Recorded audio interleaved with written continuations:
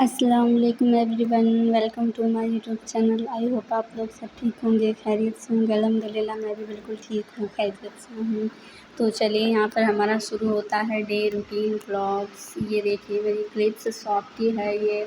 तब मैं दुकान पर थी, शाम की मतलब दोपहर की होंगी ये।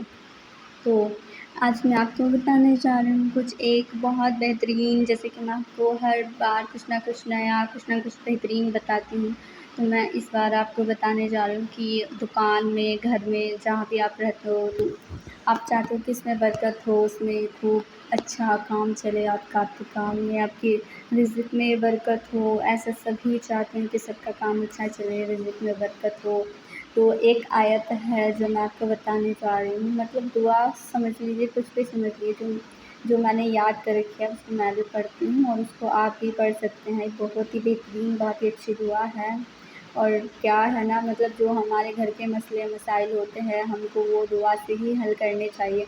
हमको मौलवियों के पास या किसी तावीज़ वाले के पास नहीं जाना चाहिए, क्योंकि अगर हम ऐसा करते हैं तो बहुत बेकार होता है। कि अगर हम, मतलब हम मुसलमान हैं, नमाज़ पढ़ते हैं, कुरान पढ़ते हैं, अल्लाह ताला ने सब सिफ़ात उसमें कलाम पाक में रखी है, तो फिर हम क्यों लोगों के पास जाते हैं? तो फिर हम क्यों लोगों के पास जाकर भीड़ में, जो जिस इंसान के पास जो तबीज़ धागे बनाता है उनके पास कितनी भीड़ लगी रहती है, और हम जाकर वहाँ पर 2-3 घंटे बैठे रहते हैं। कम से कम 3-3 घंटे हम वेस्ट करते हैं। तो क्यों करते हैं हम 3-3 घंटे वेस्ट? अगर हमें 3 घंटे अपने वेस्ट ही करने हैं और इतनी दूर जाना भी है और 3 घंटे वेस्ट भी करने हैं, तो क्यों ना हम नमाज़ पढ़ें। तो नमाज़ पढ़े और अच्छी सी वज़ू करके, और जैसे कि बहुत सारा लगे कि बहुत सारा टाइम है, कहीं आना जाना नहीं है। जैसे कि आप मौलवियों के पास जाने के लिए टाइम निकालते हैं ना, कि आज मुझे उस वाले बाबा के पास जाना है और ये तबीज़ बनवा कर लाना है, घर में बरकत के लिए, दुकान में बरकत के लिए। और बहुत सी ख़वातीन हैं जो अपने बच्चों के लिए बनवाती हैं, वो चाहती हैं कि उनके बच्चे उनकी बात सुनें। और आजकल के माहौल में बच्चे थोड़े अजीब हो जाते हैं, बिगड़ से जाते हैं। तो लेडीज़ें, जो माएँ होती हैं, वो चाहती हैं कि बच्चे हमारी बात सुनें और जो हम कहें वही मानें, उनकी, मतलब उनकी फ़रमाबरदारी करें। हर माँ-बाप यही चाहते हैं। तो माँ-बाप क्या करते हैं, तो सभी माँ-बाप नहीं, जैसे कि कुछ लेडीज़ हैं जिनके हस्बैंड, कोई लेडीज़ कहती है कि मेरे हस्बैंड मुझ पर गौर नहीं करते, वो मुझ पर ध्यान नहीं देते, ना ही मुझसे अच्छे से बात करते हैं। एक तो ये हो गया, और जो मैं अनमैरिड जो लड़कियां होती हैं जिनकी शादी नहीं होती है, वो भी ये चाहते हैं कि जहाँ पर मैं पसंद करती हूँ, जहाँ पर मैं चाहती हूँ मेरी शादी वहाँ हो जाए। और वो भी ऐसा ही चाहते हैं कि मेरी शादी वहाँ पर हो जाए। वो ना, एक लड़की की मैं आपको बात बता देती हूँ, इसी मामले में मेरी एक बात भी याद आ गई है। तो एक लड़की थी, मेरी फ्रेंड ही थी, मतलब वो किसी से मोहब्बत करती थी, तो वो चाहती थी कि उसकी शादी उसके साथ हो जाए। तो पता है 5 बहनें थी वो, उनका एक भाई था, एक आई मीन 2 थे शायद, एक बहुत दिनों की बात हो गई, भूल गई हूँ मैं। तो उसने पता है क्या किया था, और ऐसे ही बहुत सारी लड़कियाँ करती हैं, तो उनको मैं पहले ही समझा रही हूँ कि कुछ भी ऐसा-वैसा ना करें। पता है उसने क्या किया, वो बेचारी घर में रहती थी, हाउसवाइफ़ थी, घर का काम करती थी, और जो उसकी 4 बहनें थीं, वो बाहर कंपनी में काम करने के लिए जाती थी, और उनकी अम्मी भी काम करने के लिए जाती थी, और जो वो लड़की थी ना, वो घर पर रहती थी पूरे दिन। मतलब देखिए, उसको अल्लाह ताला पर यकीन नहीं था, और उसने क्या-क्या किया। मतलब बहुत अच्छी थी, नमाज़ पढ़ती थी, कुरान पढ़ती थी, उर्दू बच्चों को पढ़ाती थी, गली मोहल्ले के बच्चों को उर्दू पढ़ाती थी। उसकी जो एज थी ना, वो ऐसी थी, 25-26 साल की उम्र थी उसकी। तो मतलब इस उम्र से पहले ही शादी हो जाए तो कितना अच्छा रहता है, और सब लड़कियों के लिए बेहतर रहता है कि उनकी जल्दी 20-21 साल में उनकी शादी हो जाए। ये बहुत अच्छा रहता है, क्योंकि जितनी जल्दी शादी होगी उतनी जल्दी आदमी गुनाह से बचेगा, गलत काम नहीं करेगा, गलत रास्ते पे नहीं चलेगा। बहुत अच्छा है ये, जितनी जल्दी शादी हो जाए। बस 20-21 साल की एज तक शादी हो जानी चाहिए। तो फिर जैसे कि वो बताती हैं, मुझे मुझसे बात करती थी वो कॉल पर, हम अच्छे बेस्ट फ्रेंड थे, क्योंकि जहाँ पर मैं रहती थी ना, हम बाहर गए हुए थे जब, वो मतलब उसकी भी एक ही बेस्ट फ्रेंड थी, यानी कि मैं, और मेरी भी एक ही बेस्ट फ्रेंड थी, यानी कि वो। तो हम अच्छे से अपनी बातें बताती थी मुझे, मैं उसे अपनी बातें बताती थी। मैं तो उसे अपनी कुछ भी ऐसी वैसी बातें नहीं बताती थी, पर वो अपनी मुझसे सब बातें शेयर करती थी। तो उसने मुझे एक नंबर दिया, एक नंबर जैसे कि नेट पर दिखा देते हैं, यूट्यूब पर, फेसबुक पर, इंस्टाग्राम पर कि फ़ीस ऐसे बोलते हैं ना, मौलवी दिखाते हैं कि अपना प्यार वापस पाए 1 महीने में, 2 महीने में। ऐसे करते हैं कि जिससे मोहब्बत करते हैं उसको हासिल करे, उससे निकाह करे, ऐसे-ऐसे बताते हैं। तो उसने भी ऐसे ही कॉन्टैक्ट किया, उसका नंबर आ रहा था मौलवी का, वो बता रहा था कि आप जिससे शादी करना चाहते हो हमसे संपर्क करें, हम आपकी शादी उसके साथ करवाएँगे अपने इल्म से। तो उस मेरी फ्रेंड ने उसका नंबर अपने पास लिया और फिर उसको कॉन्टैक्ट किया, उससे बात की, तो उसने बताया कि हम आपकी शादी 1 महीने के अंदर-अंदर उसके साथ करवा देंगे जिससे आप चाहती हैं। तो पता है उसने क्या किया? उस मौलवी ने क्या कहा कि हमें 5,000 रुपए की फ़ीस लगेगी, मतलब आपको हमें 5,000 रुपए देने पड़ेंगे, तो जिससे हम आपका काम जल्दी कर देंगे। तो उस लड़की ने पता है क्या किया? उस लड़की ने पैसे इकट्ठे किए, कुछ घर में से उठाए अपने, कुछ अपनी अम्मी से लिए, कुछ इधर-उधर से। उसने बेचारी ने ऐसे-वैसे करके 5,000 रुपए इकट्ठे किए और उस मौलवी के अकाउंट में डलवा दिए। पता है, तो वो उसने मुझे बताया कि उज़्मा ऐसा-ऐसा हो गया है। ये नंबर ले और इस नंबर को डायल कर, इस नंबर को बता।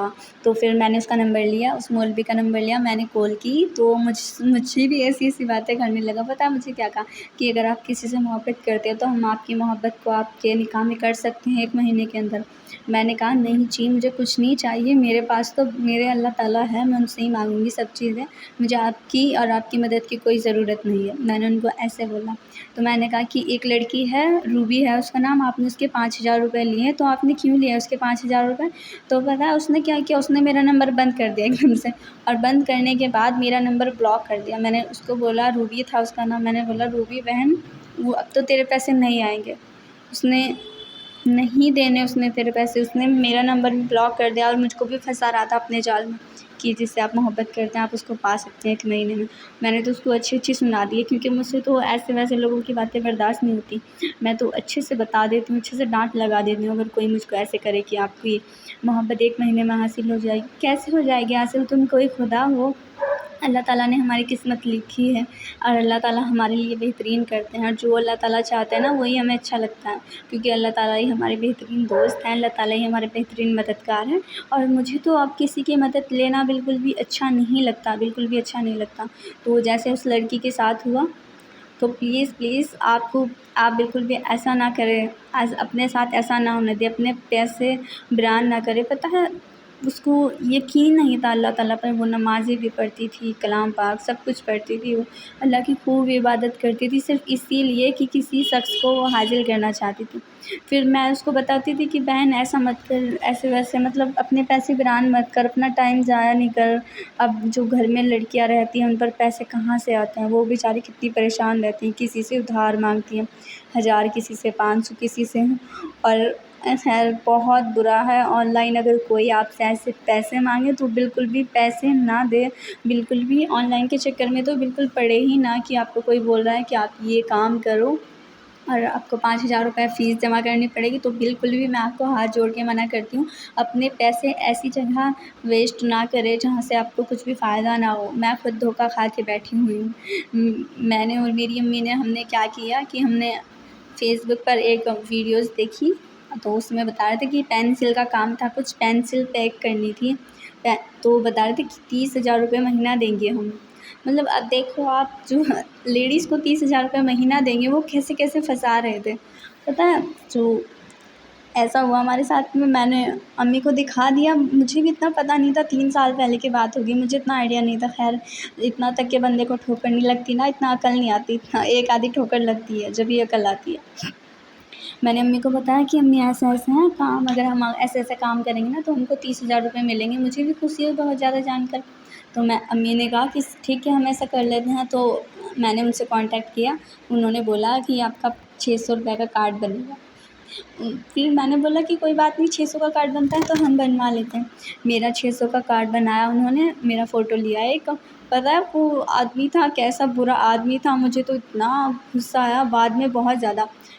उसने बोला कि अपना फ़ोटो भेज दो, आपका कार्ड पे आपका फ़ोटो लगेगा। मैंने उसको फ़ोटो भेजा, उसने कार्ड तो नहीं बनाया, बाकी मुझे फ़ोन किया, कहने लगा कि आप कितनी सुंदर, आपकी तस्वीर कितनी सुंदर है, आप कहाँ रहती है, आप मुझसे बात कर लें, मुझे अपना बॉयफ्रेंड बना लें। ऐसे-ऐसे बातें करने लगा, मुझे इतना ज़्यादा गुस्सा। मैंने कहा अगर आपको काम करना है तो कीजिए, वरना मैं आपका नंबर ब्लॉक कर रही हूँ। तो उसने बोला नहीं, नहीं मैडम मैं करता हूँ।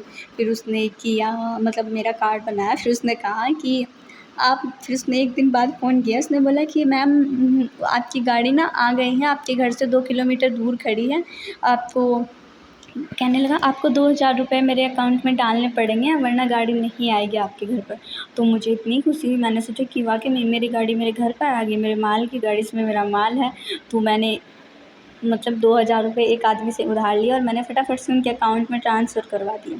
फिर बोलने लगा कि मैम गाड़ी नहीं आएगी और जाम लग गया है बहुत ज़्यादा, गाड़ी कल आएगी। उसने ऐसे किया, मैंने जैसे होता रहा मैं ऐसे-ऐसे अम्मी को बताती रही कि गाड़ी कल आएगी, पैसे ट्रांसफ़र करवा दिए हैं मैंने, कल बेफ़िक्र से माल हमारे घर आ जाएगा।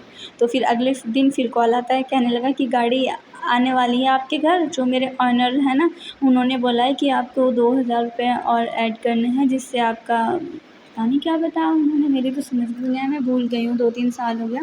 उन्होंने ऐसा ही कुछ बोला। मैंने कहा मैंने बोला, मैंने अम्मी को बताया कि अम्मी ऐसे-ऐसे बोला है। मुझे तो तभी फ्रॉड लगने लगा कि भाई वो सही नहीं है, वो ऐसा ही धोखा देगा वो। मैंने अम्मी को बताया, अम्मी को बहुत लगन थी कि हम कोई काम कर लें। लेडीज़ों को होती है कि हम कुछ ना कुछ काम करें, हमारे पास कुछ ना कुछ काम हो। मैंने अम्मी को बोला कि अम्मी ऐसे-ऐसे बोल रहा है, उसने 2,500 रुपये ले लिए हैं, 2,600 रुपये ले लिए हमारे और 2,000 और माँग रहा है। और बेचारी मेरी अम्मी इतनी मासूम, उन्होंने ज़बरदस्ती करके मुझसे पैसे डलवा, मतलब मैं उनको रोकती रही कि पैसे ना डलवाए, वो फ्रॉड है, वो नहीं करेगा, वो नहीं करेगा, पैसे पैसे जान जाएंगे हमारे, हम नहीं डलवाते। अम्मी ने इतनी ज़बरदस्ती की कि मुझसे डलवा देंगे। तो हमने उन्हें टोटल 5,000 रुपये दे दिए। तो 5,000 रुपये उन्होंने अपने अकाउंट में लेने के बाद मैं, कोई गाड़ी वाड़ी कोई नहीं आई, माल वाल जब है ही नहीं था, वो तो पागल बना रहे थे ऐसे ही वीडियो दिखाकर। ऐसे ही हम भी उनके ऐसे ही जाल में फँस गए थे और बहुत सारी लेडीज़ ऐसे जाल में फँस गई होगी। तो जो लेडीज़ें बची हुई हैं, मैं उनको कह रही हूँ कि ऐसे जाल में ना फँसे बिल्कुल भी, और ख़ुद को ऐसे मामलों से बचा कर रखें। हमने 5,000 रुपये अपने वीरान कर दिए, उधार लेकर हमने वहाँ पर दिए। और फिर उनका फ़ोन आता है, फिर पैसे पे पैसे मांग रहे हैं, वो कह रहे हैं कि इतने पैसे लगेंगे, इतने पैसे लगेंगे। फिर अम्मी ने जो उनको गाली सुनाना शुरू किया, अम्मी ने उनको इतना गाली दिया, इतना गाली दिया। वो दिन है, वो दिन आज से लेकर ना तो उनका कॉल आया। उनका कॉल क्यों आएगा, वो क्यों, उन्हें तो पैसे चाहिए थे, उनको पैसे मिल गए। तो मैं आपसे हाथ जोड़ के रिक्वेस्ट करती हूँ कि कोई भी ऐसे ही मामले में ना फँसे जो आपको ऑनलाइन पैसे मांगे और आपसे ऐसी-ऐसी डिमांड करे कि आप पैसे दो तो आपका ये काम हो जाएगा। बिल्कुल भी ऐसे काम में ना फँसे, मैं भी फँस चुकी हूँ और मैं फँस के निकल चुकी हूँ। तो मुझे भी अब आइडिया हो गया है कि अगर मुझसे कोई पैसे माँगता है ऐसे, खैर ऐसे काम में तो मैं पड़ती नहीं हूँ बिल्कुल भी। एक बार मैंने वो मोदी केयर कंपनी जॉइन किया था, उसमें मैंने 4-5 महीने काम किया था, उसमें मुझे कोई फ़ायदा नहीं दिखा। खैर उसमें तो ये था कि जितने हम, मतलब जो हम पैसे देते थे उसका हमें सामान मिल जाता था, प्रोडक्ट मिल जाते थे हमें। शैम्पू, तेल वग़ैरह सब चीज़ें हमें मिल जाती थी, लेकिन बहुत महँगा था, बहुत ज़्यादा महँगा था। और मैं आपके साथ मैं शेयर करूँगी मोदी केयर की स्टोरी। जब मैं मोदी केयर में जॉइन हुई थी, मैं आपके साथ वो वाली स्टोरी शेयर करूँगी। तो मतलब कहते हैं कि मोदी केयर में जुड़ने से बहुत फ़ायदा होता है, लेकिन मुझे कुछ भी फ़ायदा नहीं हुआ, मेरे पैसे वीरान हो गए। मैं आपको कल बताऊँगी कि मैंने कितने पैसे वीरान कर दिए मोदी केयर में जुड़ने के लिए। कोई किसी के पास बहुत ज़्यादा पैसे होंगे ना, तो वही मोदी केयर में जुड़ सकता है, वही मोदी केयर कर सकता है। हमारे जैसे गरीब लोग 100-200 रुपये कमाने वाले मोदी केयर नहीं कर सकते, बिल्कुल भी नहीं कर सकते। मुझे तो अंदाज़ा हो गया था कि ये मुझसे नहीं होगा, इसीलिए मैंने छोड़ दिया। कल मैं आपको बताऊँगी।